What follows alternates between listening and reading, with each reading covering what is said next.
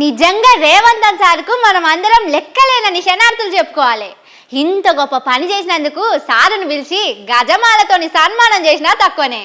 ముఖ్యంగా రైతులు పేదలందరూ కలిసి సార్కు సన్మానం చేయాలి. కొత్త తరిక సన్మానం ఏదన్నా ఉంటే అది కూడా చేయాలి. ఎందుకో ఈ వార్త చూస్తే మీకే తెలుస్తుంది.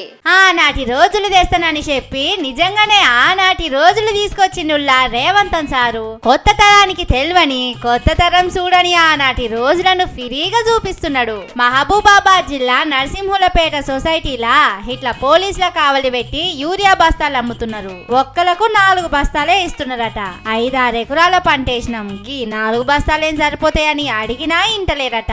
అప్పట్లో కాంగ్రెస్ వాళ్ళు పాలన చేసినప్పుడు కూడా ఇట్లనే ఉండే, బస్తాలు దొరకకపోతుండే. ఉన్న బస్తాలకు పోలీసు వాళ్ళు కావాలి. ఈ అన్న చెప్తున్నాడు చూడుండ్రి.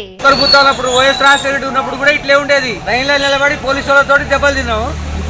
ఇప్పుడు కూడా అదే పరిస్థితి ఉన్నది. వాస్తవంగా ఇది కాంగ్రెస్ ప్రభుత్వం ఉన్నప్పుడు అసలు రాష్ట్రం ఉండాలనో పోవాలనో, ప్రజలు ఉండాలో పోవాలో అసలు అర్థం అది కావట్లేదు. వాస్తవంగా అయితే కాంగ్రెస్ ప్రభుత్వం అంత చండాలా ఉంది, ఇక్కడ ప్రపంచాలు ఎక్కడ లేదు, అంత ముద్రాస్తా ఉంది.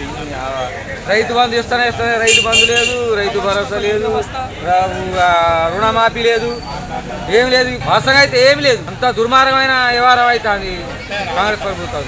ఈ కాలపోళ్లకు అవన్నీ ఏమెరక చెప్పుడ్రి. తెలంగాణలో వచ్చినాక ఏడ కూడా పెద్దగా కనబడలే అసోంటి. కానీ పోలీసు వాళ్ళ పెట్టి వంచుడు కాదు, అప్పట్లో యూరియా బస్తాలనే పోలీస్ స్టేషన్ లో పెట్టి వంచేటోళ్ళు. బస్తాల కోసం పోతే లాఠీ చార్జీలు కూడా చేసిండ్రు.